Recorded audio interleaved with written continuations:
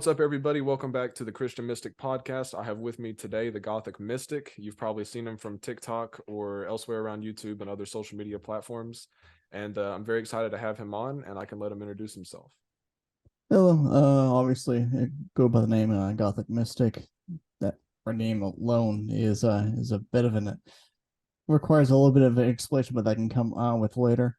Um, I do consider myself a Christian mystic. I actually was born and raised in the church, and I didn't really have my original awakening until probably about 9 years ago, and so it's definitely an interesting route the Lord has taken me, but I feel at home. So it's not one of those where I'm still struggling to find myself. I went through that. I don't like that, but everyone has to deal with it. And so I've kind of just found myself here, and it's always interesting going the way of the Lord, regardless of what society and I guess the lack of a better term, the organized religion says you should or should not take, because you go the route the Lord takes you, and it may it may require a lot, and you having to give up things, which is not always a cool thing to do. Right. It's kind of, a spiritual awakening is a very universal term. But for Christianity, more or less, I've always noticed, it always sort of has the same pattern. It's like you kind of get isolated for a period of time, where you get really deep into the word, and God kind of builds a dependence in you upon him, to Yeah, where you have to spend time with him. And the deeper you get into his word and the his more it love, is. the deeper revelations you will get, the more he will begin to show you. Yeah. Yeah. In addition to, I think it's also like the deeper you get, the more dependent, the more aware of the dependency that we have on him. Yeah. It is. It's like I know that other people I've heard talk and everything like that, and you get I can't even think of the word right now, but you just come to that realization, like I can't go do or go anywhere without having to seek the Father first. Right, right. And touching a little bit on, what you were speaking about, organized religion and stuff.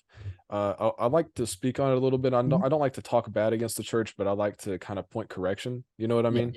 And yeah, for a big part of just the way you can look at modern Christianity or evangelism as a whole, you've even said it before. It looks like it has a huge parallel between the Phariseeism of Matthew 28 that Jesus is talking about, hmm, and where they've ignored the weightier matters of the law, which is love and service, and they've been like, oh, you're working on the Sabbath, like when Jesus healed somebody, so to speak, on the hmm. Sabbath.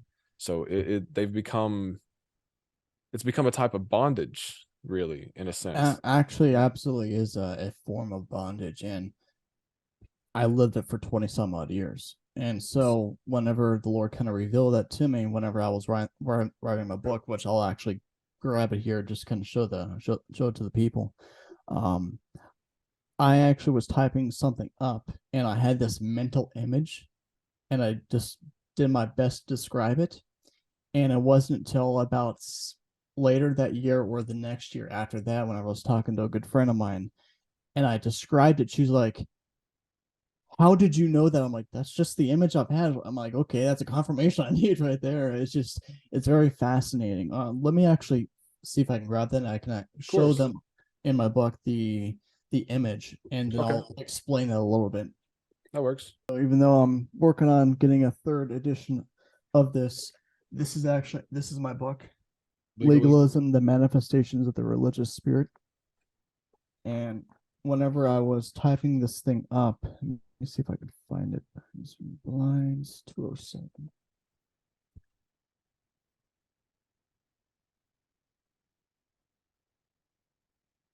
Okay, so I'm not sure how good everyone can see this, but the picture is basically of a female, and she is bound by her feet and arms, and she has a blindfold on her, but her mouth is free. So basically, the way I see the current church that's bound in religion is that, you can see it, in the picture she was sitting down, but like you can look at it even as a chair. But I see it as a bunch of us, or the majority of us, are all in this room per se, and we're just bound to this chair. Our We are blindfolded, but we can speak. And so what happens is it's a form of brainwashing Yeah. where we're told stuff, we repeat what we're told, but we can't see. The blindfolds are on, so we're not allowed to see what's actually going on, and we're bound hand and foot so that we can't actually walk around and explore and ask questions. Because once we're actually able to see and walk around, we start asking the questions, and things start unraveling. The Yeah. blindfolds and the bindings start unraveling. And so Yeah. that's kind of how I see the religious church, because we've always been taught all this thing. And sometimes, excuse me, many times the pastors who are teaching this stuff, they don't even realize what they're doing either. Yeah. And so they're technically not at fault either. It's the generational thing that goes back, and all the way back to who knows Yeah. how far back. But I think it has a lot to do with the hiding of the hidden knowledge that's the basis of the Christian faith. You know what I I mean? totally agree. Yeah. Yeah.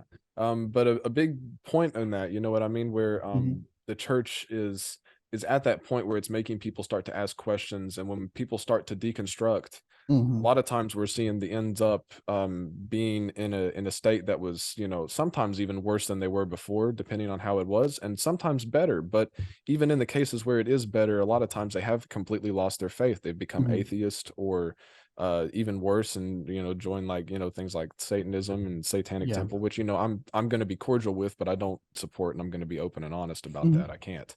Hmm. But um as far as that, I mean, there's an old saying that, like, people keep falling in the river. We need to go downstream to find out why they keep falling in, instead of Hmm. just coming and picking them up out when they're upstream.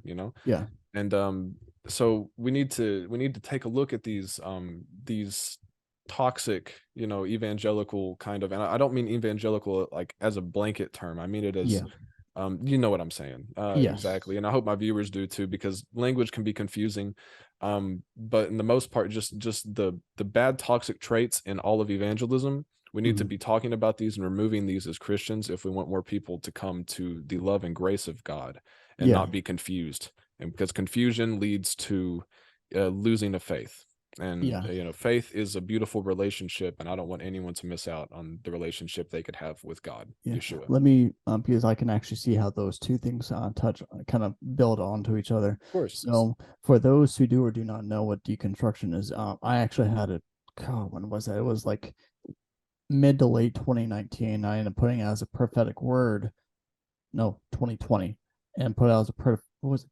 It was one of those two. Okay. I think it was 21 that I ended up putting out the prophetic word in regards to going back to the basics. It's on my YouTube channel. Look it up. I forget which one it is, but I know it. I eventually realized it was part of this blueprint that the Father was making, creating, kind of showing us. But basically, going back to the foundation, because the house that we're standing in and living in, because the house is basically our life, could also be looked at as our religion or spiritual beliefs, whatever, that kind of allegory. Church, our temple, But our body, all of that. Yeah. exactly. But the foundation, and even underneath, it's false. It's just a time bomb waiting to just crumble. And Yeah. I was shown this in the dream and everything like that, and cavern, just underneath the house, just waiting to collapse. And basically, whenever people deconstruct, and this is a good thing if they have balance, and they have a semi decent foundation, even though it kind of sounds like we're talking about two different things. But just hear me out, people. Whenever we deconstruct, we are literally taking apart our house or our belief systems, to the point where we're going back to the very foundation, which is supposed to be Christ. It's supposed to, the walls and the ground and everything, that's supposed to be made of Christ. But I guess you can say, if the person was a quote unquote false convert, or didn't really have any good foundation in general, Mhm. they're going to end up just removing everything and just end up just the slab. There's nothing there, and end up leaving, period, because there's no balance. They have no person to really guide them. And I didn't at the same time, but I had balance. I had the spirit to guide me, Yeah. and so I It's like this pushing and pulling motion. I felt like I would try to run away and he would just pull me back. He's like, no, no, no, no, no. I want you to look at this, instead of just going where you want to go. with me it was I can't really explain how I think it was a balance, and all, and I think the people that I was surrounded by Mhm. helped keep the balance and everything like that. But once they go back to the basics, then we start rebuilding. If someone who is balanced and actually has some form of leadership, however that looks, will start building back up instead of just leaving altogether. Yeah. Now, when it comes I to call it, yeah. evangelicals, I actually grew up with that, but at the same time, I have been able to see over the last couple of years where there has been those, I guess the vibing word these days is the toxic. And yeah, there's always going to be the negative of everything, but we got to stay balanced. And from what I can see, a lot of these people who had all the bad experiences, etc., with the evangelicals, they probably were just in the where they were involved where there was no balance, and those pastors were taken to the Yeah. extreme. But you're always going to have that. Like I've always said, when deconstruction is a good thing, just don't deconstruct the cornerstone, right? Because the Yes. cornerstone, if you build your house on sand, it's going to fall apart, right? You build your house Yes. on stone, it's going to hold through in any storm or whatever. That was the parable. So Mm-hmm. here, where you can deconstruct down to the very base thing, which is Christ. It's Yes. that it's love one another as yourself and love God with all your heart, soul, mind, and strength. And that's Mm-hmm. like it. Yeah. So, and then if you want to get into Jewish law or anything like that, which really, you don't have to, but the basics are in Hosea 4:6, which are to abstain from foods offered to idols, Mm-hmm. abstain from sexual impurity, and to not drink the blood of anything. And I think that's pretty basic. Yeah. Yeah, Yeah. absolutely. And So I there's know a lot of very, people would actually just say like the Torah in yeah, general is basic, but I think it really the Father knows us best, so the Father would end up just guiding us to without us even knowing many times yeah. and then we're like, oh, that thing was 6 months ago was exactly what I needed. Yeah, because there's a lot of things too, like as a Christian, like before I was ever saved, is there's certain things that I would do that wouldn't bother me at all. And now it's Mhm. like it almost like, it's that conviction. It's like, no, I can't do that. Yeah, Yeah, it just doesn't feel right and I don't like it. exactly. Yeah. So it's basically like you lose a taste for certain things as you come more and more to Christ. Yeah. And oftentimes, that's a lot of times where we see damage too within the churches because they want to say or put on these stipulations like you have to be this to come into this church, or you have to be this Hmm. to come into this church. Well, who how does the phrase go? Who takes a shower when they're clean, or what is it? You Yeah. know what I mean? It's like Yeah. yeah, or if you're clean, do you need a shower? No, it's the dirty people that need a shower. So you come in and the Holy Spirit is your shower. He's going to clean you from the inside out. It's Exactly. that relationship. And that Yeah. way it's not bondage. You're not there being a slave to someone, you're being a friend to somebody. Yeah. It's an And one yeah, and that's definitely one aspect of the religious spirit is they always look at the surface level. yeah. And you know, they many times, at least from what I've been able to say, they have no idea what they're even doing. They have no idea that they're even being manhandled and controlled by the religious spirit Yeah. until someone reveals it to them. And then even then it's like you're having to chip away at it. And that's one thing I've actually noticed a lot of times is that they're having you have to chip away at it and basically know their language in order to start showing them. And that's Mhm. something I'm still working on because again, 20 years in there and I'm Takes a lot, yeah. catching myself on it all the time. Like, no, it's not, come on. Yeah, I think it has something to do with where Jesus said, if the blind follow the blind, they fall into the pit, and it has to, Mhm. they're all just following the leader. If you've ever seen the ants that sort of do like a death circle, and they Mhm. follow the one in front of them until like follow the pheromone track until all of them die. Yeah. And it's like, we're getting to that point, guys. we need to we need to start coming to our attention, Yeah, waking up and getting out of that circle, so to speak. And just a little bit. um, yeah, and it's about critical thinking too, because Absolutely. it's crazy how critical thinking has been dismissed in the church nowadays. And I know why. It's Mhm. because for the main part, our modern day sciences, oh, those explain everything, and then people want to go to the science, obviously, because that's where the authority's at. Mhm. But I noticed enough deception within the media to distrust a lot of the science too. So I was like, Mhm. I still have a ton of questions. And so I started getting more into the spiritual and spirituality aspects of it, even, Mhm. some more new agey kind of things. But I think Yeah. I think new age really is just a a language. It's a language that people Yeah. can speak, because a lot of it does come from paganism, but then some of it draws from Christianity, some of it Mhm. draws from the Baha'i faiths and other things like that. And so, Mhm. um, and then when you realize that Christianity is a syncretic religion all on its own, from how it was created at the Council of Nicaea, it's all like, I had to go through it sort of, and I kind of mentioned it a little bit in videos before this, but God just made me question. He was like, "Do you think they are saved Catholics?" I was like, Mhm. "Yes, I think they're saved Catholics." Yeah. And he's like, "Do you think they're saved Protestants?" "Yes, I think they're saved Protestants." But it kept going. Saved Mormons? Well, I met a really nice Mormon guy who was obviously filled with the Spirit, and I had to say, Mhm. "Yeah, there's saved Mormons out there. Somebody, you know." Yeah. And then it got even more, we're Jehovah's Witness. Are there saved Jehovah's Witnesses out there? And yes, because I know Dennis, and I don't think God would do, I can't buy that. You know what I mean? Mhm. And Mhm. then I kept going, and I started looking into Islam and other religions. And I noticed, I don't know necessarily about the fate of everybody from Islam. I'm not going to say that.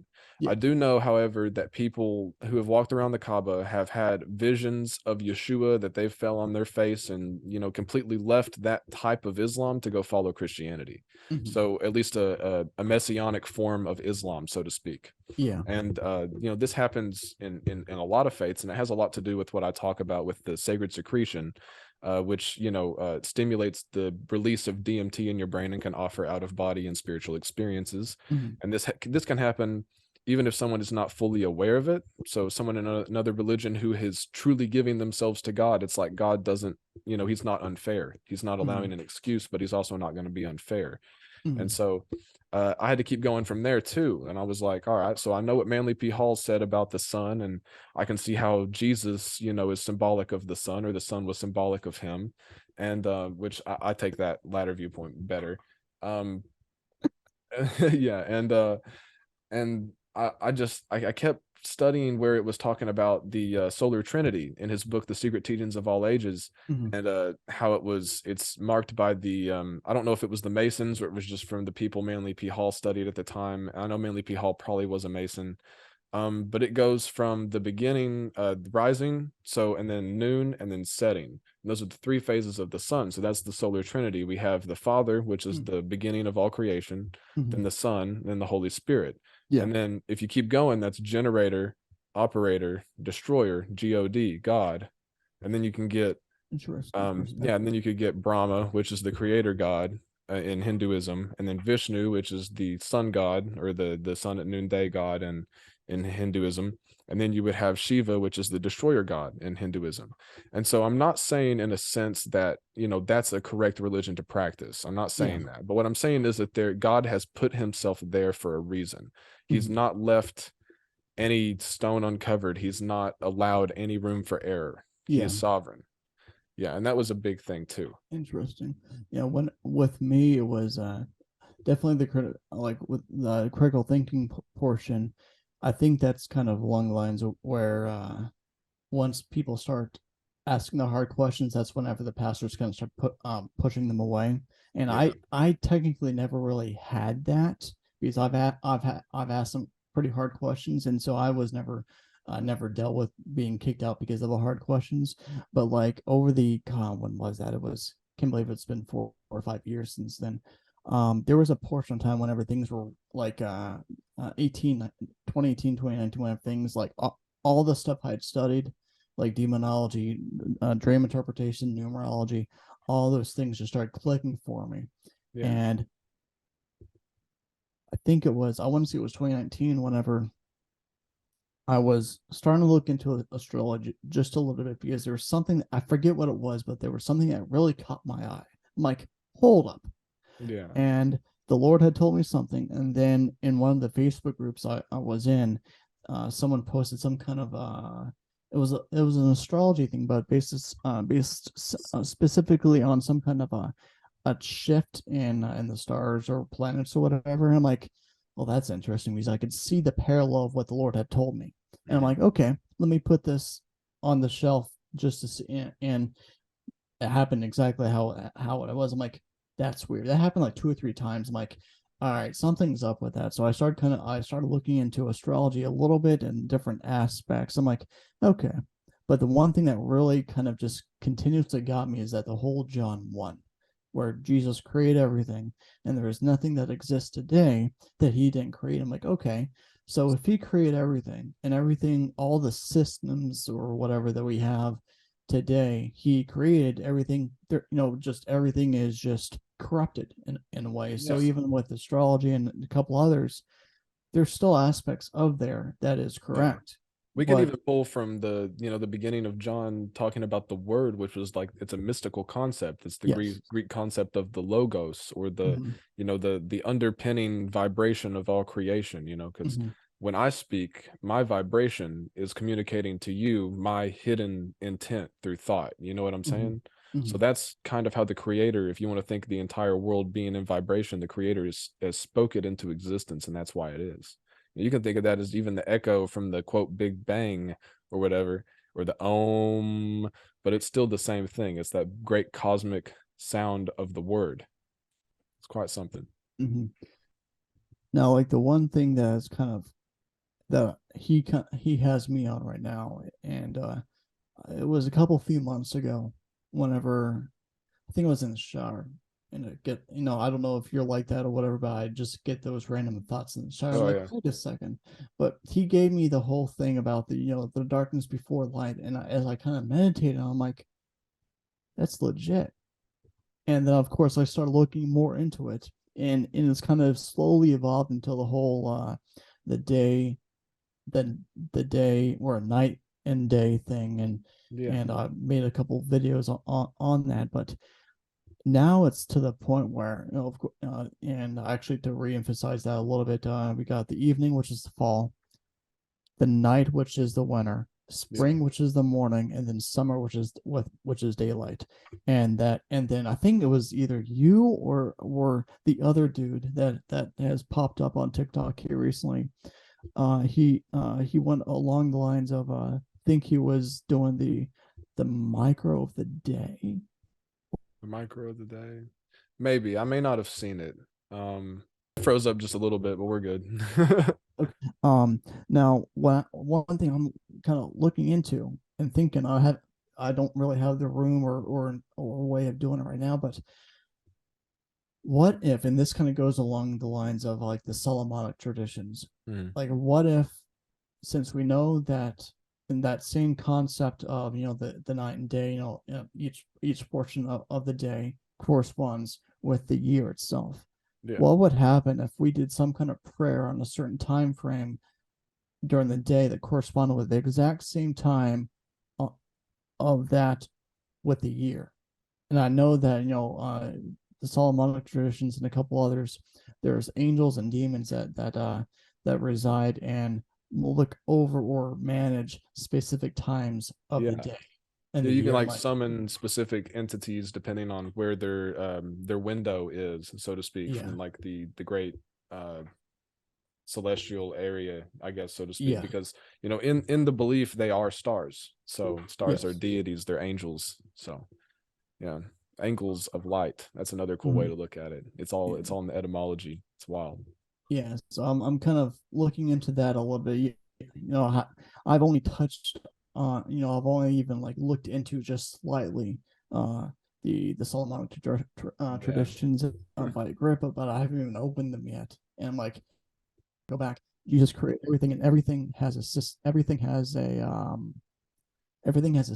from what I've been able to say. Now, one thing that I'm having to divide though is because we see in Christendom, like what Calvinism and a couple others, they put everything in a system, hence systematic theology. Yeah. But the one thing I have noticed is that they fail to put in they fail to put into that system, that puzzle, the things that don't fit in that puzzle, like the whole thing with Elijah and Enoch, Hmm. and where Elijah and Moses, I think it was, yeah, whenever Jesus did the had the that mountain transfiguration, like with I guess in their modalities, you know, we go through the whole thing with in Revelation, and then we have to wait before we're resurrected.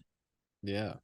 But Moses and Elijah were both resurrected, or at least specifically Moses was resurrected in that mountain transfiguration. So Mhm. if all this stuff, if we don't get resurrected until after the the white throne judgment, all that stuff, how does Moses fit into this place? So I'm kind of seeing the little things that are not fitting into this puzzle that they want us to believe in. I'm like, some of this doesn't make any sense. That right Yeah. there is critical. These things, the systems, the modalities, and find the little bits and pieces that don't fit in there and start asking those questions.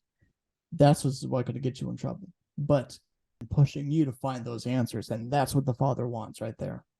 Absolutely. I'm sorry, my connection is so bad. It's been You're going good. off and on. So hopefully I've caught most of that at least. Um, Agreed. for sure, because I'm sure there was good stuff. We were talking about the zodiac and the the spans of times and the cycles and everything. And Yeah. really, what's awesome about that is it's dang, I left my Bible over there. Anyway, well, anyway, the Bible is a fractal, so to speak. If you've ever noticed what a Mandelbrot set is, it's like as you keep zooming in, it's the same image over and over and over again as you keep going, but it's infinite and it just keeps going forever.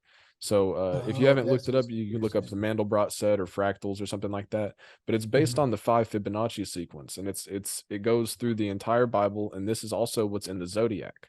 So if you Mhm. understand that we can tie every one of the zodiac elements to a name or an attribute of Yeshua, for instance, Mhm. Aries, behold the Lamb, because hey in Kabbalistic astrology means behold, just not even in Kabbalistic astrology, just base definition, but in Kabbalistic astrology, that's on Right. Aries. So that's behold the Lamb that takes Mhm. away the sin of the world, because you can think that's spring, that's the new birth, that's when Mhm. everything comes back from death again, that's when the sins are forgiven, so to Mhm. speak, and then it Mhm. begins again. And this is we have this whole dichotomy throughout the entire Old Testament, New Testament, everything within the sine wave of the zodiac, or even the circle, however you take your graphs. And it basically, you can take the gospel story. Caesar Augustus is quoted by Alan Watts saying that if the Jesus of the Jews and the Christians Mhm. was real and he actually died, then his death must be there must be some proof of his death once in every cycle in our Mhm. entire universe, Mhm. because our universe, in a sense, according to the great Kabbalists and the sages and stuff, our Yeah. existence, our spine, our earth is the tree of the knowledge of good and evil. That's why we have both good and evil here. And Mhm. that's, Jesus died on the tree of the knowledge of good and evil, which said, cursed is a man who is hung on a tree. And people Yeah. were hung on trees because they were cursed, because they did sin.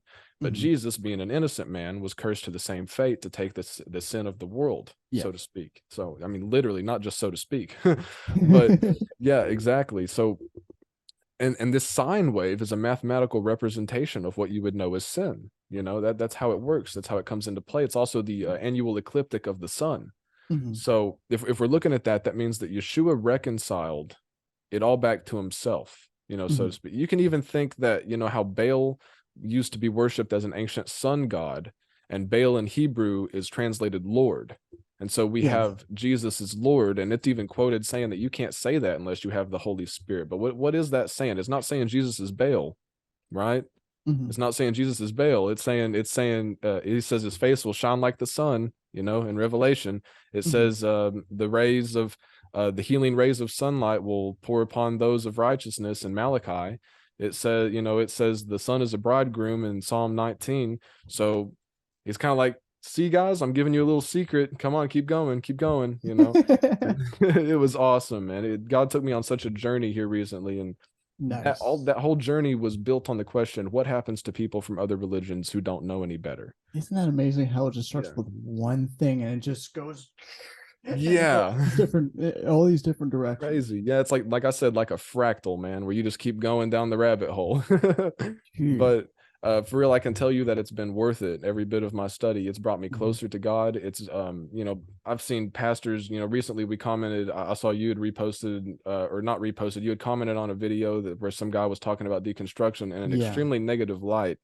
And that's the Mhm. worst thing that pastors can be doing in this type of situation. Yeah. You guys have passed the point where, and I'm not being mean when I say this, but we have failed a lot of people. So Mhm. at this Okay. point, we need to stop continuing what we're doing if we're not doing it right. You know what I Mhm. mean? Yeah. And then get back to where we were. And for those who say we are doing it right, there are 40,000 different denominations worldwide within Christianity. And Jesus's words said, a house divided cannot stand. It's the Yeah. basic principle. First thing the devil will do to destroy anything, because that's what he does. He destroys, is to Mhm. divide and conquer. Mhm. He's already got the dividing part down. Yeah. We've almost conquering ourselves at this point. Yeah. That's one thing that has really kind of always gotten me, especially God. When was that? It was several years ago that I'm like, if you're looking at the literal sense, in my opinion, Jesus is not going to return until either like the denominations are no longer a thing of the past, or going to sound horrible, but the true church in quotations splits off of, I guess, the what we consider modern Christianity, and You could God, put it that in sounds you horrible. could put it like true orthodoxy, coming out of what we would Yeah, call true apostasy or something. But yeah, like this however you these want to terms say are it. weird because, depends on who's calling the apostasy. If we got the Catholic Exactly, Church calling it apostasy, or the Eastern Orthodox calling it apostasy, we already have two conflicting, viewpoints. So yeah. exactly. But like, however you want to say it, that the true believers, whatever you want to call it, who don't who have matured enough to look past the differences and just are one and no longer split into 50,000 different things. I don't think he's going to, again, looking at the little perspective, he's not going to return until we're matured more. And Yeah. right now, the church, for the majority of the church, we're just nothing more than just a bunch of infants. I'm working on a project right now, and I don't know how long it's going to be, because it's, Right. yeah, like the more I look into this and meditate on, like, this is too complex. But Yeah, at the yeah. same time, it's one of those where if he if we had the full understanding of what we're working on, the saying goes that we would be crushed. Now, I'm not saying that this specific thing is my ultimate calling, but it's just something that Yeah. the Father has kind of shown me. But it's like the entire church is nothing more than just a bunch of infants, and there's Yeah. just those select few that are leaving the rest of Christendom in the dust, maturity wise. Most of them And just go to church now to be able to say they go to church. Like the majority of the people who I've met who have been the most kind to me and who have shown me the most Holy Spirit, it's almost like they don't want to be there sometimes. And I'm not saying for every church, because I can't speak for all of them. I can just say the yeah, churches I was at, and they got the big eyes, kind of like, oh, are you going to be one of them? So yeah, and yeah. that's why I struggle with too. And like, even the church I go to right now, like, they're great people, Hmm. but I still have that. When are you going to say I've gone too far? And even Yeah. though I've never really, I think I've only been quote unquote rejected once that I can really think. And it wasn't even because it wasn't even because of like the stuff I'm into. Because this was like years ago, before Yeah. like right when I was going through the initial waking process of like, hey, I'm Gothic. Okay, I like this, and this pastor started like, was like, okay, I believe that someone here is wanting to come back from the occult. I'm like, oh, sweet. I'm like, okay, nothing. Okay, give them more time. Walking out, I ended up uh giving complimenting the pastor, because he had given like statistics on like eschatology or something like that. I forget what it was. I complimented on him on the statistics, saying that not many people uh know that stuff. He looked to me dumbfounded. It wasn't until like 3 or 4 days later, like, wait a second, he was talking about me. Yes, I was decked out in my Yeah. gothic attire at the time. I had my boots on, my spike bracelet on. I don't think I had makeup on that day. I don't remember, but it was. I'm like, wait a second, Yeah, and now it's like even worse. there's always this kind of like condemning double speech. You know what I mean? Yeah, Like sometimes I've had pastors say to me where they've been standing right in front of me and they'll be like, "Well, if you have, when you have the Holy Spirit, you know." And then it's like, "Okay, yeah, I do know." When I talk like that, they're kind of taken aback like, "Oh, that wasn't what I was trying to get out of you." You know what I mean? But that's the yeah, point. They're just trying to target that weak spot that's not there, man. and I yeah. deconstructed to make my faith solid. I didn't have Mhm. there was too many holes I had poked in it throughout the years. I knew as soon as eighth grade that the Christianity I was in wasn't entirely correct because I had left the church from there and I had Mhm. pursued atheism from that standpoint up until I was in sophomore year of high school, and I had gotten put into a boys' home during the period of time. A bunch of issues with my parents and everything had Mhm. happened in court, and so I had gotten sent to this little area that was like supposed to be good for kids, but honestly traumatized them. I'm sure you've seen some of the like wilderness exploration trips or something that like the parents sent kids on or something on TikTok that have traumatized them. That was a trend for a little while. Um, I don't remember that, but continue. Sorry. yeah, but it was horrible, and it was Yeah. really bad for me just personally, but it Mhm. did it did bring out faith in me because it was such Good. a bad situation that there was one time where I was getting days in the hallway, which is a good way of saying I'm going to stay in what seemed like worse than a jail for another 2 weeks. And Yeah. yeah, and so all my time was gone. At the time, my grandmother was 91, 92, somewhere around there, maybe 93. And I was scared to death that she was going to pass away anytime soon. I was scared to death that I wouldn't be able to get out and talk to her. I'd Yeah. also done my parents really bad before this, and I had known I had been kind of disobedient. And I'm not saying that it wasn't, warranted to some extent, but I admit when I did something I shouldn't have done, and I was a hellion when I was a kid. Uh, Mhm. but I was up there, and I remember I had 3 days in the hallway, which is another 2 weeks, and I had been doing good for so long. I was afraid they were going to be taking away more time than that from me, and it was stupid. The whole reason I got in trouble was because I went into the boot closet or whatever with where it's usually two people at a time. I didn't hear him Mhm. say one person at a time, and I stepped in with the guy in front of me, and he just yelled at me and then told me to get 3 days. And this is at a residential facility where the staff members would take kids off camera and beat the crap out of them. Hey. So yeah, it was a scary kind of thing to go through. And I was sitting in the hallway, I was 16 years old, crying my eyes out, thinking, oh, my parents are going to be so disappointed in me. I was doing so good for so long, and I was trying, man. I was really trying. Mhm. And this had never happened to anybody the entire time I've been there. I was there for 10 and a half months almost. And Wow. yeah, and it had never happened to anybody while I was there. But I prayed. I said, God, listen, if you're real, do something about this. I can't even take another second here. And so before I knew it, before I'd even got done crying, the guy told me to walk up and said if I would stop crying, he'd tear up my little write up or whatever and let me sit down and watch TV with the rest of the kids. And I was like, okay. And it was that fast. So I got a Bible and I went to church that next Sunday. And that was where my relationship went. So it was quite awesome. But and I knew that the theology that the guy who was at the church over at the boys' home was so much different from the Baptist theology I grew up with at home. Mhm. And that was where I started noticing. I was like, okay, this is not what I've heard before, but I don't think this guy's wrong. You know what I Mhm. mean? So I've listened to Mhm. him, and then when I come back home, I'm getting two different perspectives, and it's showing me that the world's bigger, so to speak. Mhm.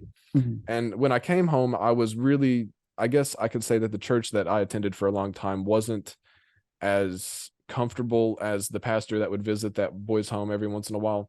Mhm.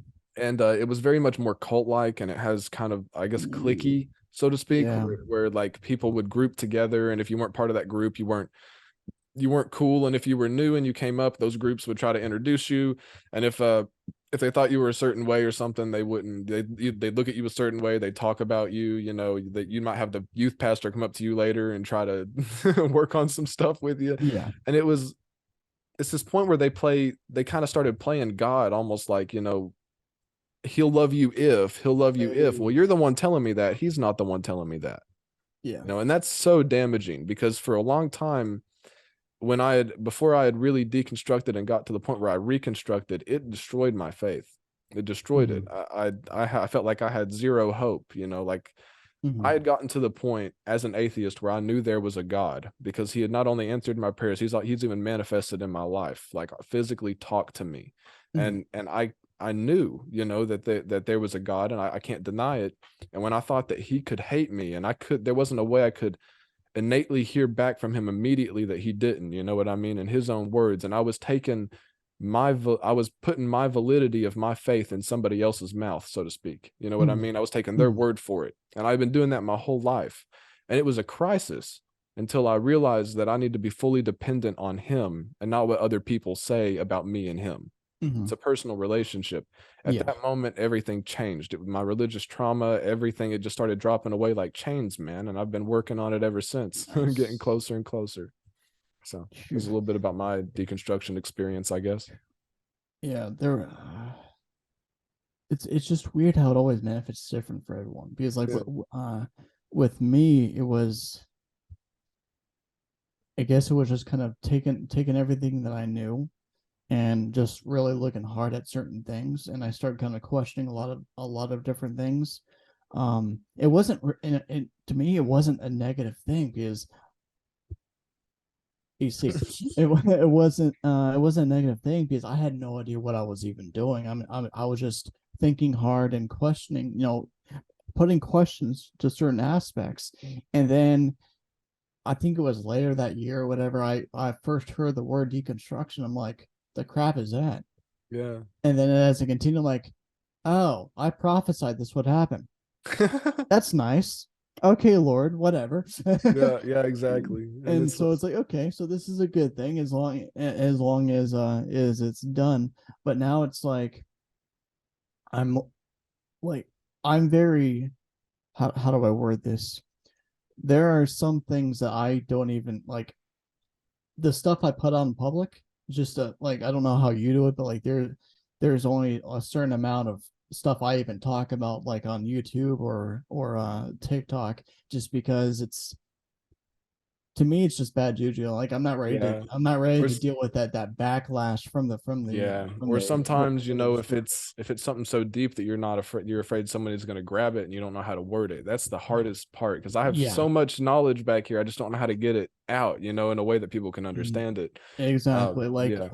Like you, at least the last few months, I can see, like I can perceive a like a Bertimer course being Mm. built into my head. But I'm like, how am I supposed to go from like the first step and doing like a step-by-step thing, and into like how, basically how I live my life now, or how I Yeah. perceive things, because it's totally different, especially with how, like, to me, it originally started with the darkness coming before the light, and then just the one step at a time. I'm like, well, this changes everything. And now it's like, okay, how am I supposed to do this?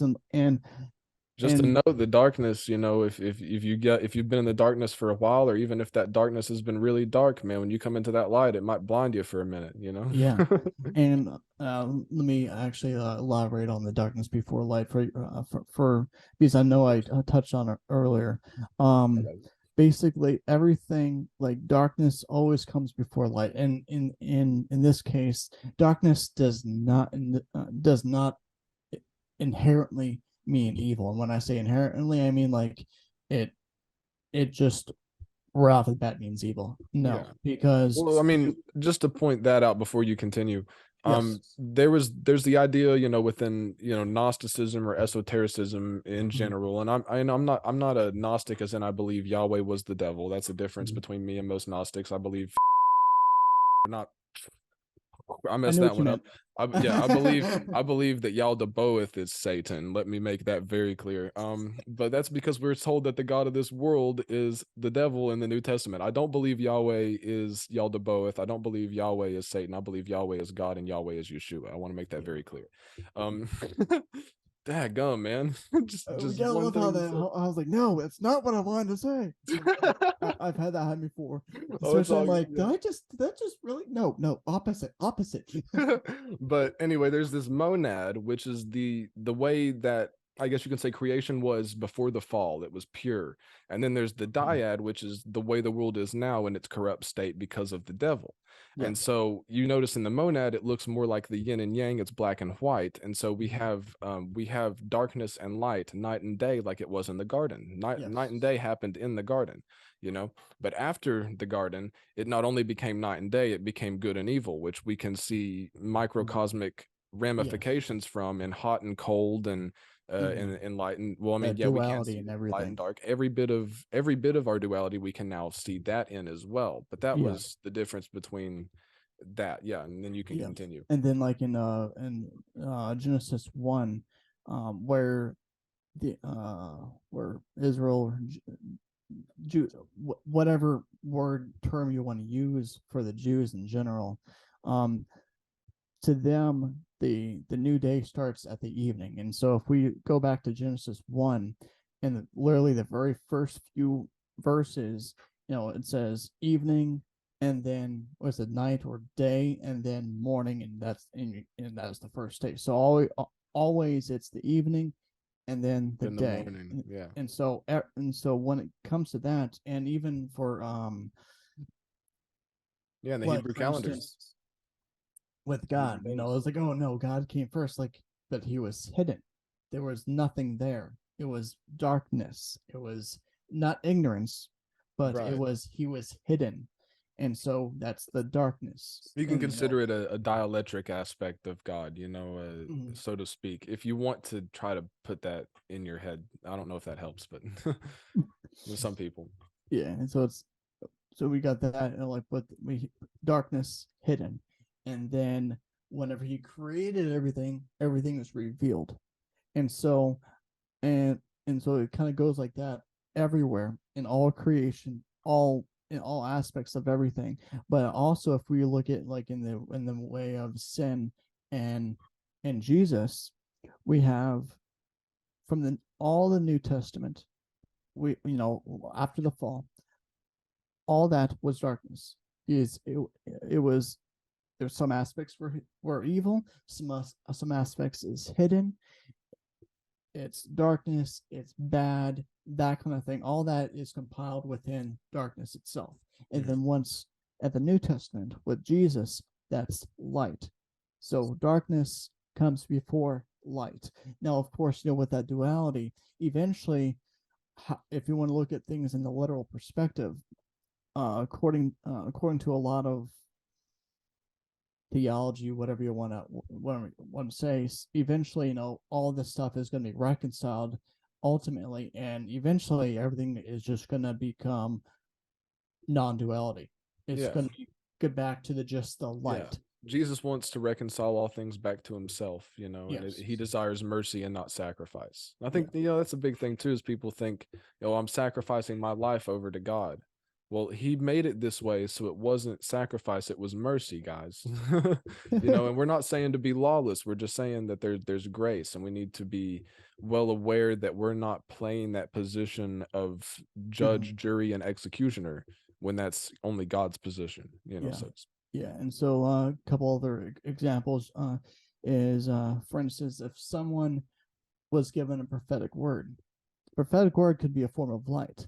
Mhm. But before the prophetic word, there was nothing. It was hidden. You're ignorant of the prophetic word, so there was darkness before the light. And of Yeah. course, like if we're going through a hard time, many times whenever so we're going through a hard time, a really difficult time, it's a dark time. It's a hard time. Yeah. And then once we get past that, whether it's some kind of information that relieves us or something along those lines, that's the light. It's I the had that revealing. information from a vision one time from Yeshua. It was the only time I ever was visited by God, or I thought he spoke audibly to me, but he told me I was going to go through a time where it felt like almost unbearable, like trying to squeeze something huge through a tiny Mhm. hose or something, but it compressing and refining, so to speak. But it was going to be hard, really unimaginably hard, but at the end of it, light, and it was all Mhm. going to be worth it, and it was all for him. And Darkness that, before yeah, light.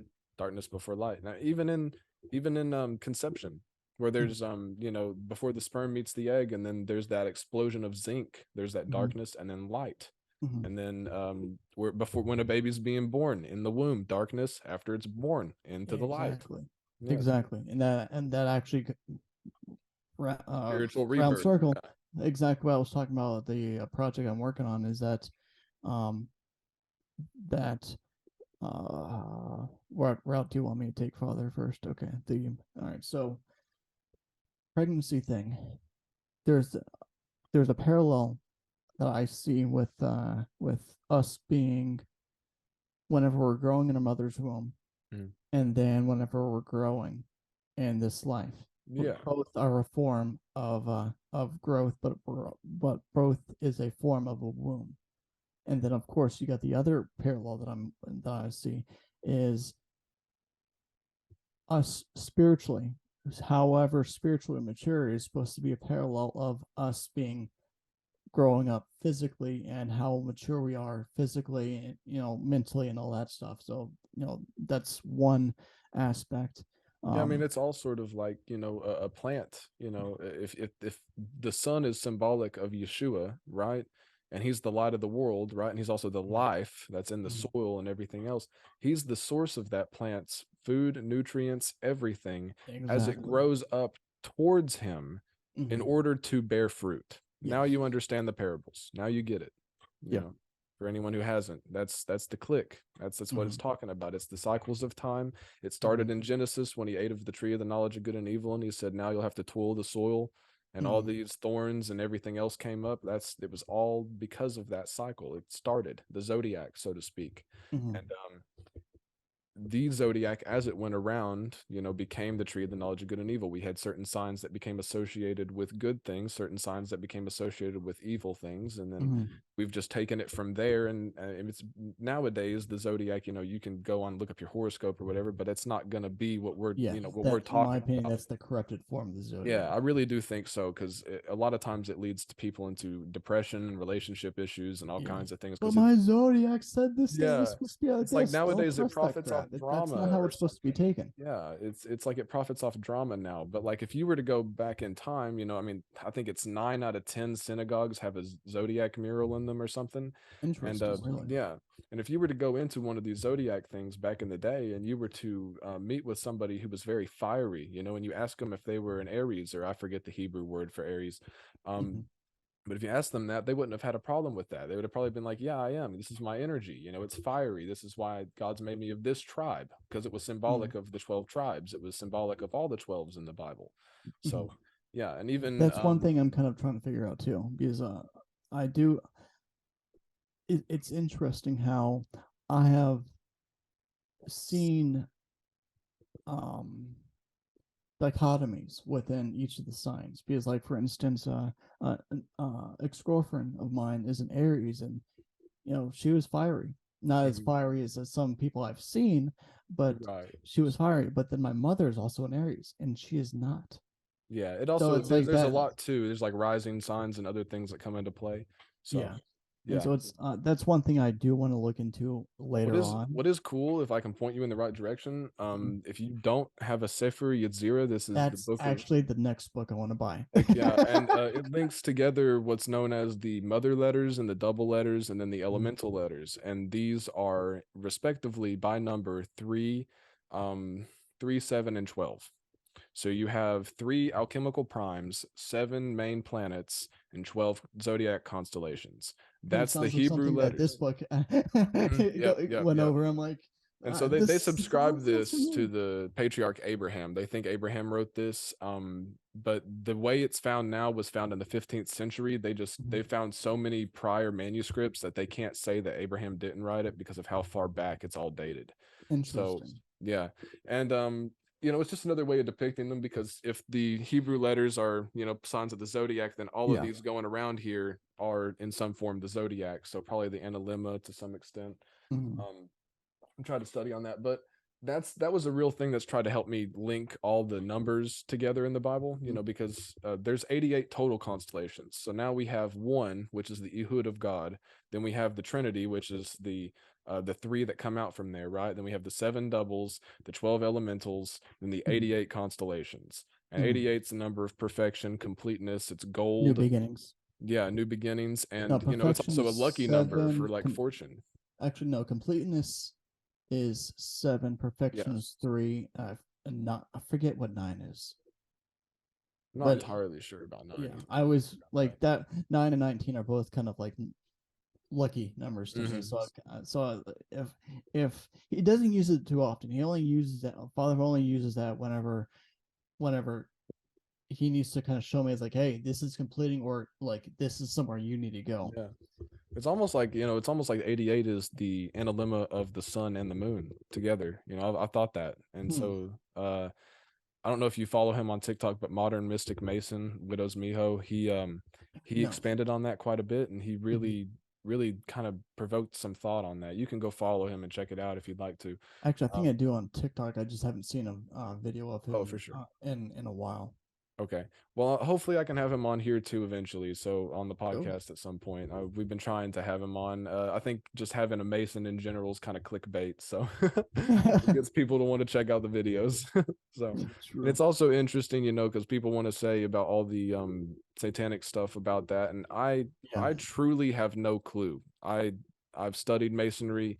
I have no clue what it's like in the rich versions of Masonry. All I know is there's good Christian men at the bottom, and I've met Mhm. plenty of them, and many of them will swear up and down there's nothing wrong in Masonry, and if that's their conviction, I believe Yeah. them as far as that goes. But also it's very possible. I know for a fact that we definitely have some societies ruling the government. We have some societies ruling society that are connected to 13 elite families, and I don't give a crap to kind of talk and spill the beans a little bit on YouTube because I've seen many people do it. Um, but more or less, I guess I'm kind of waiting till I get to a point where I can kind of just throw them all out at once. So then I can Mhm. just grit my teeth and wait and see if I'm going to be all right. But regardless, the information needs to get out so people wake up and they understand. And It I think, does seem like a yeah, little bit that and mind you, I'm not one, but I know I'm good friends with one of them, and I don't want to say I've done research, but like I've listened to a couple of them talk before, and it seems like that the lodges that gave everyone the bad reputation basically. mhm, I know there's two or three different. I'm going to call them groups because I don't really think that's the best word, but you got the right, ones who are normal, or and then you have the ones who are basically I forget the word that they use, but like almost excommunicated. They're yeah, I like think they're it's called separate. clandestine or Yes, non-clandestine. and Yeah, it so seems like clandestine Freemasonry. yeah, and my hypothesis theory, whatever you want to word you want to use, seems like the clandestine ones were the ones that gave all the rest the bad rap. Yeah, I does have seem no like idea. I haven't really researched in it. It's just a little bit of information I got, and knowing that there's a couple few different groups or types, like that sounds like they're the ones that gave everyone the bad rap. Because I yeah, and know it wasn't Alois Acryli, it was the other dude that was around the same time frame of him. I don't remember his name. I had a whole book about him. I know exactly who you're talking about. Yeah, it seems like he was the one that caused all that crap. Yeah. And I mean Aleister Crowley too, he wasn't ever into Freemasonry. He went to the Rosicrucian order for a while and Mhm. did some stuff with the Rosicrucians, and then he went to Thelema, which it Thelema can be very, very dark. It's a very dark belief system, very dark Oh, really? religion. Yeah, and I See, I mean have, but I haven't eating looked eating into it. feces kind of dark, you know what I E, mean? yeah, that's Yeah, bad yeah. So news. like, No. and this is stuff Aleister Crowley did. So I mean you can research this. It's on Wikipedia, I'm sure, Yeah. at least. You can use other sources too, but it's easy enough to look up just on Wikipedia and understand that it's that much common knowledge.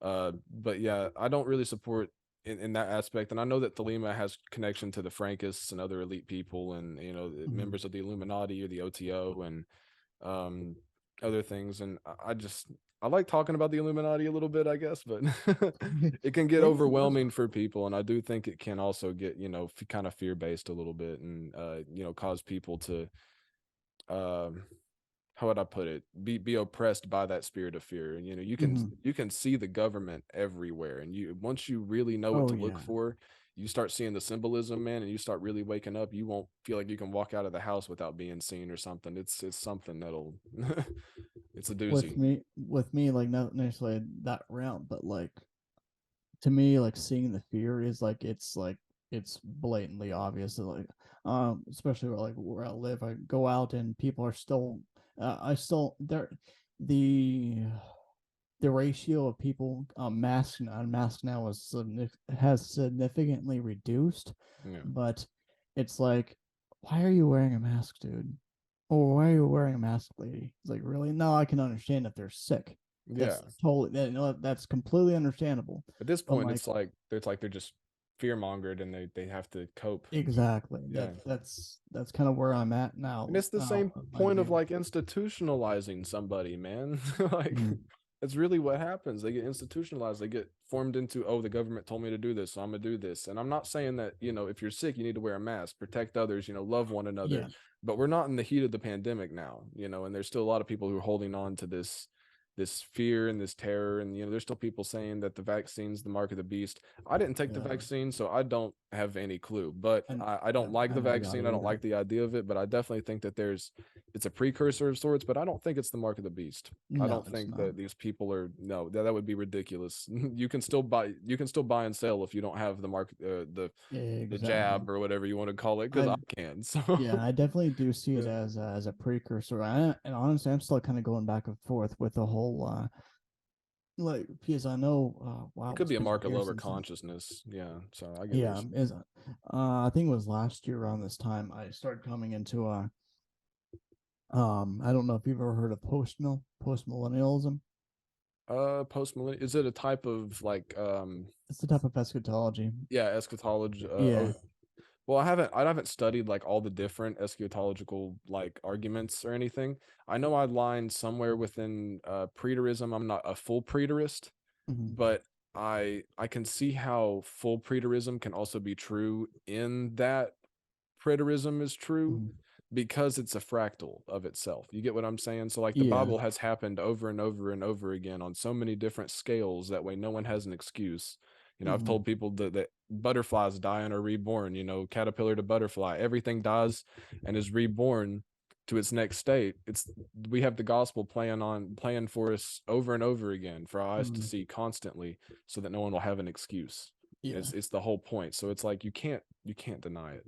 Yeah. Yeah. Like last year, like I've been like post truth for years, and so like what the Lord started kind of showing me the whole, like reminding me and kind of showing me a specific way that, hey, remember how dreams aren't meant to be taken literally most of the time. I'm like, yeah. And so he's like a little bit bits and pieces here, and then I'm like, wait a second, Revelation is, except for minus the first three chapters, it's all symbolism. I'm like, Yeah. hold up. And so, of course, that kind of sent me on a whole different thing. And now it's like I'm kind of caught in between this post trib mindset and this post mill mindset. I'm like, Mm. because I can see all the different symbolisms, and I'm still trying to figure out what, in my opinion, what is what in Revelation.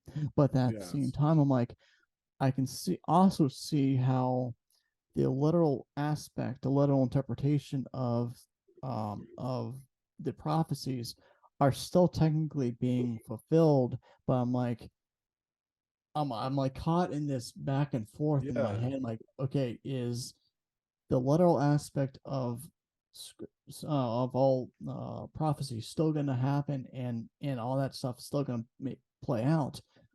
But at the same time, one aspect of it is just the allegory and the metaphor, and that's not going to play out literally. So I'm like kind of caught in between this thing. I'm like, Yeah. I've I kind of have had the no idea how this mindset that thing's we'll gonna. we'll wait and find out, you know what I mean? Yeah, that's kind of where it's almost where I'm landing at, just because I can see how I can see both ways of, like, I guess with the post mill, which is a form. It's like a partial preterist thing, but it's Mhm. also, I I was surprised to find out it's all like a lot of Calvinists land in the post mill thing. I'm like, well, that's weird, but I eventually kind of realized, oh, okay, I can see how Yeah, that I see is. what But you mean. like, I can see their viewpoint of like mankind still needing a few thousand or more years to mature enough. And but at the same time too, I'm like, okay, what if that's not supposed to happen? and I can see like a form of an ending coming within the next couple 100 years. I'm like, I can see both sides of this thing. I'm like, Yeah, yeah. what? It is kind of confusing, but like I think really the understanding of just like fractals, the Mandelbrot set, it really helped me out. It's like, okay, so it can happen on this level too, you know what I mean? So Mhm. maybe what we saw around 70 AD wasn't, the tribulation. Maybe that was the abomination of desolation, you I don't know? know. That's Or one thing. yeah, That's exactly. one thing I'm because I can definitely see the 6370 being a form of tribulation, whether or Yeah, not it was the tribulation, or if we're about to deal with the real later on. I don't know, but it's like even like in Kabbalistic writings and teachings, I can see I can honestly see still both sides of it. So it's like I'm like, you know what? I'm just gonna live how the Lord kind of yeah, guides me. I don't do the pre-trib at all. That to me, that's full on fake, and yeah. I think it's that's just it's completely. fear mongering I've and read it so much escapism. that I haven't found anything in it at all about a pre-tribulation rapture. And what's Yeah. funny is when I actually had God come to me, the way he met me was with he I guess you could say his presence was announced by the blowing of a shofar, like a Jewish ram's horn. Mm-hmm. And it was so loud that it like shook my whole vision, everything I could see, Wow. feel, hear. It shook it. Like it was like I was on something, but I wasn't. And Mm-hmm. it was like I don't know how to put it. I really don't. I And totally get I that. believed it so much. I thought it was the rapture so much because of the Southern Baptist thing that I was in, that I crossed my arms across my chest, laid down on the ground, and was like, You're "All ready right, to go up. yeah, he's gonna take me." And then I was still there about 5 minutes later, and I was like, "Oh, I hope Hayden's still downstairs. We're gonna go find out." Because I knew he was a Christian too, so I was scared to death. And it really, that's all it does. It really just scares people. I was Mhm. terrified I was going to get raptured out any second. But it is also kind of, it's a little more sobering to understand the truth, that we're going to have Mhm. to go through that tribulation, that we're Yeah. not, we're not we don't get a ticket to escape it.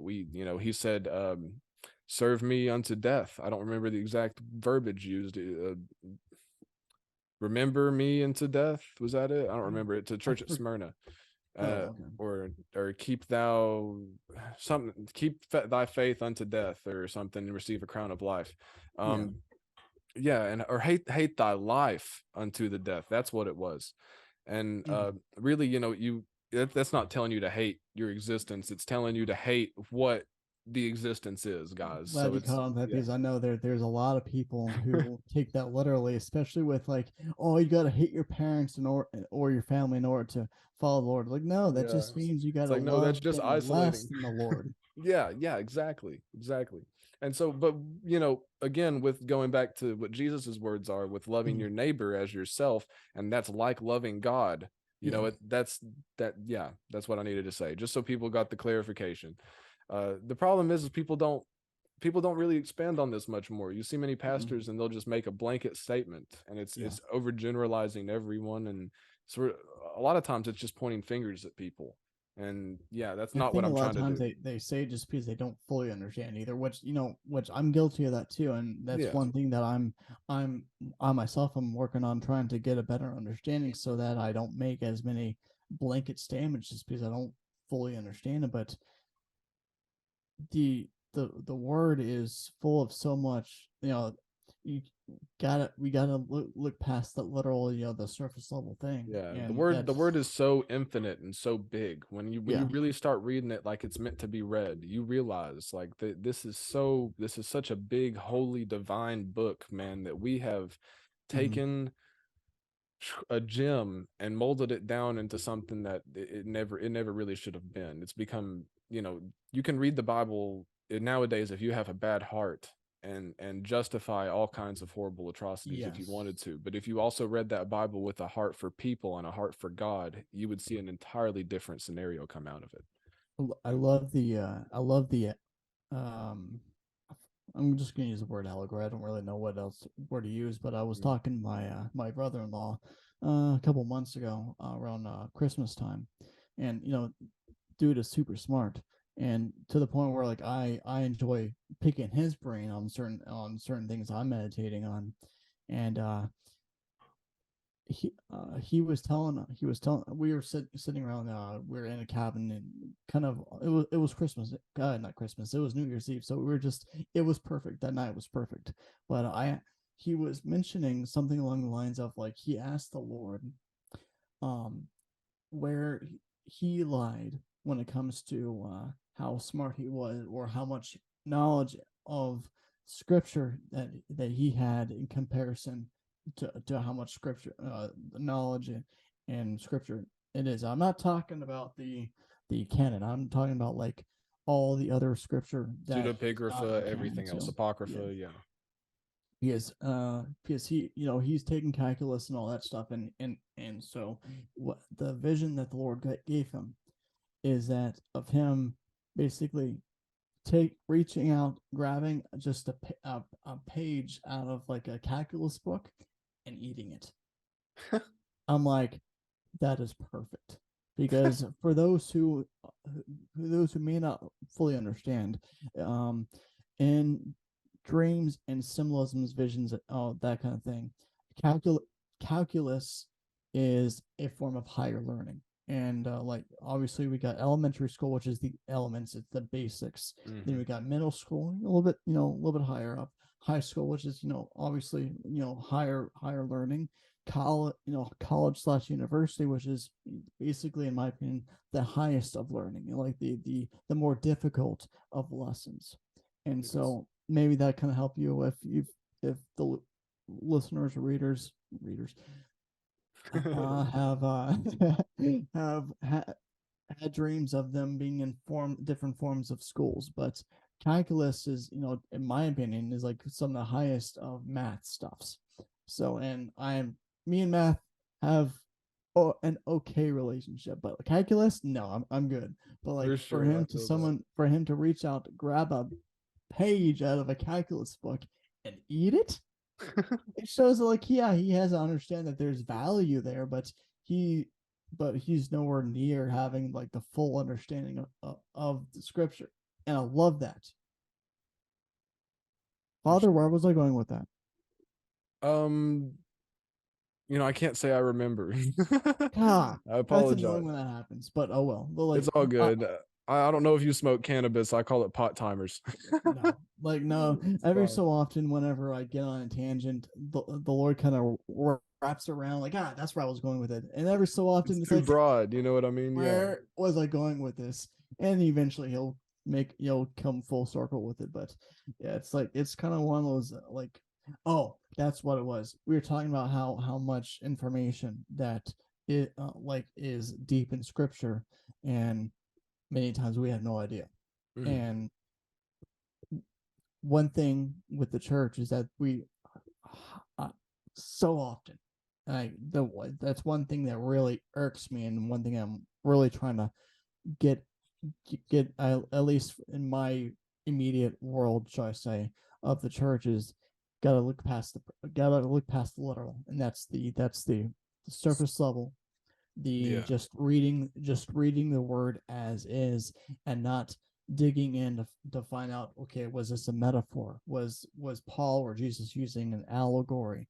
um Yeah, because I mean, there's so many parables through there that it's really it's a theological obligation that we have to search the scriptures. It says search the exactly. scriptures and find, you need to make sure that you've done the right steps that you've done to be in line with God's will, you know.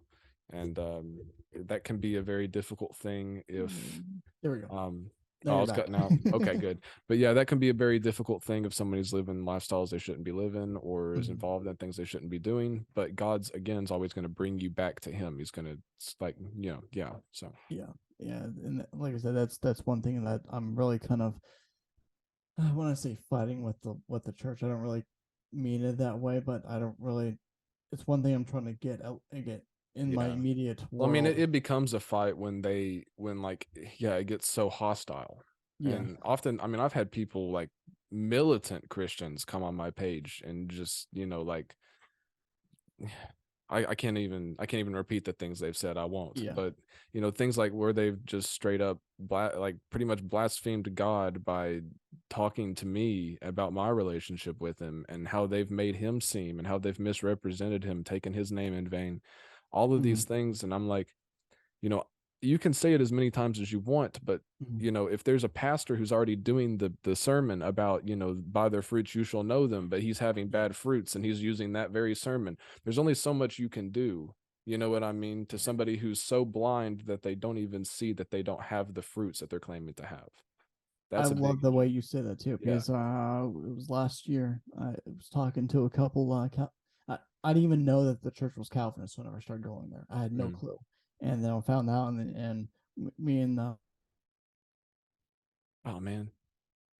there for lunch, and I asked them a specific question about like what if someone in a different religion or different belief system was showing I should have said it. Maybe I should not have said it, but I never, I didn't say anything like that. But I'm like, man, if these people with the other belief system, other religion, whatever, like New Age or whatever it was, Mhm.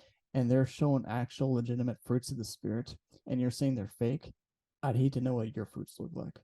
Right. And there's a big verse that hit me where it says, it's in First John or it's in John somewhere, and it says, I could look it up really quick because I want to actually find out where it's actually at so I can give people a verse reference. Mm-hmm. But it says, he who lives in love lives in God to some Mm-hmm. extent. Mm-hmm. And that's a big thing because if we're having people um who don't have the fruits obviously, but they're claiming the fruits, right? Mm-hmm. And then we're having people who actually have the fruits but they don't ever mention their fruits. We need to start looking at this like that Yeah, way. um and I'm sorry if it's hard for me to kind of talk because I'm typing, it's the you're ADHD. good. But yeah, First John 4 16, so Okay. God is love, whoever lives in love lives in God and God in them. Mm-hmm. So when we see that, what do we do with verses like that when they tell us that people who are loving from other religions and people who are trying as hard as they can to love and make the golden rule basically, which Mm-hmm. is love others as yourself. That's what God said. So I mean, in a Yes. way, it is the best golden rule. But how can we say that, oh, God's going to damn them to hell for an eternity, of torture? And Mm-hmm. it's like that completely defies the character of Christ, and Yeah. it completely defies the character of a redemptive God who I believe God to be. And Mm-hmm. so if Christ is sitting there talking to the masses during his one of his most famous sermons, the Sermon on the Mount, and he's saying don't worry, because how can one add another second to his life by worrying? Why would he be telling them this to not worry about things if there's something as scary as an eternal hell? Because not everybody there was a Jew, not everybody there was somebody who was going to be a disciple and actually follow Christ. There were people there who were just listening to him talk. All right, awesome, I'll just edit it out. But yeah, basically for the main part, what I was going over was, if I can remember it, was yeah, like if somebody's showing fruit in another religion, right? And we need to see how uh, yeah, I forget where I was at. We'll just keep going and I'll loop You're around. good. I'll just edit whatever. Yeah, you're good. Yeah, there's I just don't fully really. That's kind of one of the things I'm kind of stuck on with like with the universal reconciliation Yeah. for like everyone type thing. Because I mean, like, there's a part of me that wants it to be true so Mhm, bad. You know what I mean? Because I, mhm, I I want God to love everybody, everybody, even no matter how bad they've sinned. Because I've been that person in that situation that has done what I know I shouldn't have done. yeah. You know, and I know how it feels to not be repentant immediately, and then a month or even a year down the road, turn around and look at your life and be like, oh my God. So there, for people to be in that situation, or I think that we're losing connection again. Okay, but yeah, for people who were in that situation and they, Mhm, they're like they're overwhelmed by what they've done and in their past, mhm. where was I going with this? No, it's just like being stuck on the universal reconciliation. Like I Oh can yeah. see both sides of it.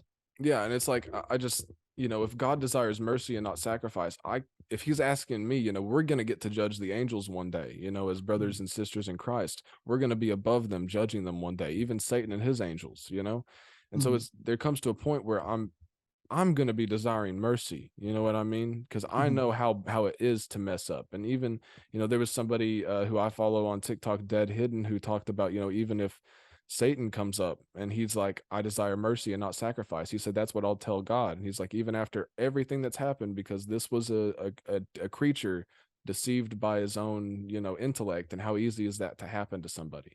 Mhm. That's a different level of compassion, man. You start really seeing that agape in agape love, the Mhm. unconditionalness, the real overarching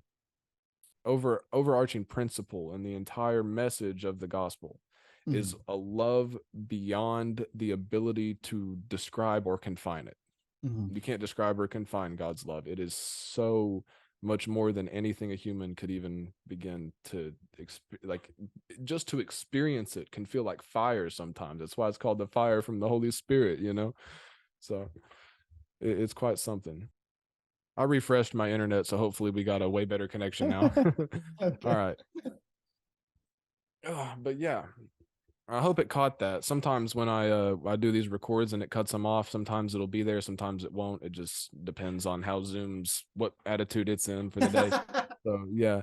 But it was awesome having you on, man. I really Mhm. appreciate this talk, and we Sure. need to do a lot more podcasts because you and me got so much to uncover throughout every bit of this mysticism, Mhm. esotericism, metaphysics, deeper knowledge and Mhm. understanding of the Bible. That's kind of why I created this channel. I want some place for Mhm. people to come and be able to, eat meat Yeah. and process really, the true depth of biblical scripture, because what we're getting right now is not really it's not what No. God's desire is for us. He wants us No. to understand so much more, Yeah. and we just have to be willing. And it said even that the eyes of God go to and fro across all the earth to search for those who are faithful, Mhm. to be to have this knowledge revealed to them and these secrets revealed to them. He is the secret holder. He's made them all. Yeah. He's made every bit of this. um Exactly. yeah. And I have a verse on my page. I think it's from Proverbs or Psalms 1 that talks about the secrets of God. If anyone wants to go to my TikTok and check that out. um but for sure, but if you don't have, you can add something if you want at the end here. And I'm just gonna start kind of closing out because we've been on for a little while, if that's cool. True. I always like to kind of refer to, I think it's, is it Proverbs 28:20? I think that's the one. Basically it's the glory of God to conceal a matter, which means Yeah. to hide it. And it's the glory of kings to seek them out. And since per scripture we are kings, then it's basically it's our responsibility to seek this stuff out. And Yeah. I don't want to seem sound rash, but I'm like, how often do we see people who are just not interested in seeking out, and seeking out the Father in whatever way, like, Yeah. I'm not saying that seeking out the mysteries is the only way to go, but like Yeah. there's plenty of other routes to go. And I can say But if, especially for believers, but like yeah. you said, there's plenty of other routes. I've even discovered ways that God has put even something like the Lord's Prayer into certain yoga movements. Like what is it? Um Surya Namaskar, the sun salutations, which if you look up the positions, it lines up completely with the Lord's Prayer. It's like Thou Hmm. Father, which is like the heart position where the hands are at the heart, are in heaven. You reach your hands all the way up. Hallowed be thy name. You bow down, and then you reach out. Thy kingdom come. Thy will be done as you go down on earth as is in heaven. Then you lean up and daily bread, and then forgive us our trespasses. I'm not going to spoil it all. I'll do a video eventually. Um, but it's just wild. There's all these different ways to connect with God, and Hmm. he's not a gatekeeper to himself. Nope. The biggest part about God is, as soon as I realized he loved me and who he Hmm. really is, Hmm. everything changed. And I'm telling you, it's the same thing for everyone. Yep. The second you realize God's love for you, everything changes because you begin to build a relationship with him, a personal Hmm. relationship. Hmm. Yeah. And pointing out that verse that you said about the hidden things, are for the glory of God. Glory is uh gotta get my cats to knock it off.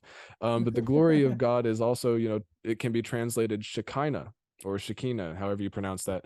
And Hmm. it's the presence of God, the holy angel, the presence of the Holy Spirit, and also Hmm. the unity or the Ehud. It's associated with the Ehud of God. Hmm. Adonai. So it's the glory of God to conceal a matter, which means Mhm. to hide, Yep. anything hidden. Actually, if you even have a Spanish or well, yeah, it's still Spanish. So over in Spain or Mexican kind of translation of this, you're going to be getting the word oculto. I And was if gonna you, go that route too. I'm yeah, like, of course. I was gonna say, like, you can edit this thing out if you don't want to get this, get the bash from it, but like, No, I hidden mean people need to know equals occult. yeah, occult when it's in a biblical sense, in a biblical terminology, it's talking about something God's hidden. It's never a bad thing. Now, Yes. if we're talking to there is hidden occult things that are satanic, there's hidden occult things that are pagan, there's hidden occult things that are Mm, evil, but there's also, there's things that God cannot trust everybody with. exactly. Yeah. And just to touch on that real quick, find it hilarious how there are some Christians out there who don't believe that God hides things, or God Yeah, I've had them tell me keep before. They're like, secrets. yeah, Feels they're like, like, he but doesn't that's the hide anything. What does he hide? And I'm like, well, I'm show you all these verses. What are you going to say to them? And they just usually don't respond. and it also goes Yeah. along with the whole thing of being like promoted in the spirit too. It's like Mm, you gotta you got to prove yourself worthy in a certain thing in order to get promoted, and then as you go up, he's gonna trust you more and more, to the point where like like if I might be studying an area, right, like right now, that the Lord has trusted me with, and it could, that could literally be part of my destiny for all I know. And yeah. he got to the point where like, okay, It I very well trust might you have with been. this. Yeah. Yeah, Yeah. and but at the same time, I like on a rank of 1 to 10, I might only be at a 3. Yeah. We have no idea, man. And especially in the concept of eternity, we have absolutely no Exactly. idea. I can't imagine. I can't imagine. But I've yeah, said it over hidden and over again. equals occult, and for everything there is a good side and a bad side. Even Yeah. and we even see it in Christendom, and some people don't even want to accept that. Oh, there's no bad thing in Christendom. Yeah. Yes, Well, I there mean, the is. easiest way to look at it, at least the occult in the Bible and stuff, of course, Latin, and if you get Latin transcription of the same thing, so not only in Spanish, but Latin is occulto or occulted.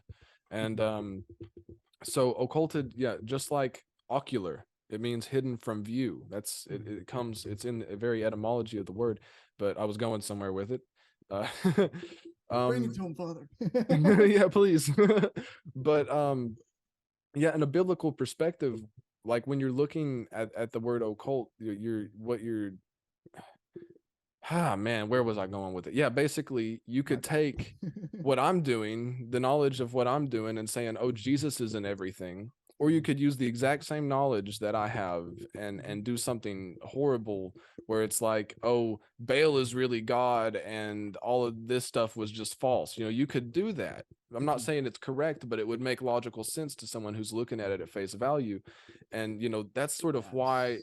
I feel like you, And me, that's why and we need a many of us are on this foundation. mission is because we're here for clarification. We're here to correct this information And because that's why yeah, it go along with what you sorry. yeah, oh, you're Well, good. that's why we need a foundation. We cannot go into this stuff and expect to have the same result of me, you, and a couple other Yeah, people that we know if we don't have the foundation. Because if we don't have the right foundation, we go into this thing and it's like it's just a yeah, sandbox game. Anything, anything and everything versus we have a good foundation, we have the right mindset, exactly. It's and like like, God okay, said to be this is concrete, or in you'll the get. Father. Sorry about that. But No, God you're said good. to be concrete in what in your beliefs, because otherwise you'll be thrown like a wave in the sea, and that's what it's Exactly. talking about. It's like the mystic swims in the water the psychotic drowns in. So it's the Oh, exact that's same principle. good. Yeah, yeah. I Yeah, so like it's the that. exact same principle. It's that water. It's do you have that cornerstone, you know? Mhm. Kind of Exactly that reminds stuff. me of a group I'm in. We were talking about Kabbalistic teachings and Mhm. how, for some people who don't have that right foundation, they're going to go insane. Versus if we're at, Yeah. if we're actually going according to what this how the Spirit leads us, we have the enough of the foundation to be able to take the information and just grow with it because being led by the Spirit. And it's just amazing how the two dichotomies work. It's like you either are able to take it and handle it and be able to eventually elaborate and articulate it in a understandable method, Yeah. or you're just going to be put in asylum because you're going crazy. And really it happens. There's been people who have, tried studying it, even just scholars who have studied, like the beginnings of this, the origins of the Sifri Yetzirah, have lost their minds trying to trace it, because it's truly, if something is truly divine, that's what you're going to be noticing. You're going to be noticing, especially if it's something that's going to be gate kept or put in safekeeping, so to speak. You're going to be noticing that it's going to, there's going to be a high price for it. And my cats are just wild right now. I don't know where mine is. Like it goes along with what it says in John 1. The darkness cannot comprehend the light. So Exactly. if you're still in ignorance of certain things, or if you're going in there with a bad intention, you won't be able to comprehend the light, Yeah. and you're going to go insane.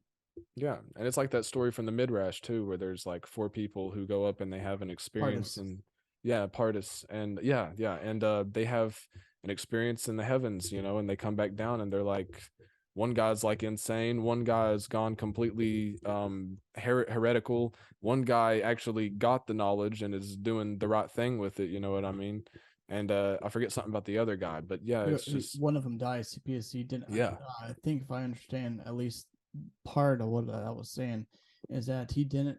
I guess his grounding and foundation to this earth wasn't enough, so he basically got it. Whether or not you want to take this literal or not, it's like he saw what was up there in the high heavens, whatever you want to call it, and looked down at his life and like, I got nothing. Hold me to this ground. Hold me to this earth. I'm done. That's he yeah. died. He left the earth. There was somebody who wanted to, yeah, it was something like that. They wanted to, they couldn't come back down to Earth after it. The Earth was so horrible that they like, Yeah. I can't. I know I'm for a fact I'm gonna hear him after this. In the edit, but yeah, but it's like he couldn't handle what divine realm he entered, and so when he came back down to Earth and saw what shape Earth was in, he was just like, I want out. And so yeah. I Totally think that get that. was, it might have been the same story, or it might have been like a different version of the same story or something that was Yeah. wrote off of it. I don't remember exactly where. Um, but yeah, I mean, like you really have to be uh, close with God in this, Mhm. And there's another story too. There's about forget what it is. It's the rise and fall of Rabbi Delareno, something like that. I And haven't heard. anyway, he was a Kabbalist that was wanting to. It was I think it's kind of a parabolic story, Mhm. but it talks about this guy who was studying Kabbalah and he wanted to know the mysteries of God, and he got so cocky to one point that he wanted to go grab Samael and Lilith for God himself. And he did that and was so confident that he would be successful in it that he didn't listen to their deceptions and eventually fell for him, and then lost every bit of his spiritual power and fell into demonic worship and all kinds of things. And it's sort of like a preemptive warning of like a parable, to not to think you're hot stuff in this, like Kind of and sounds a little not bit to like go the down that Salmonic path. tradition, where Yeah.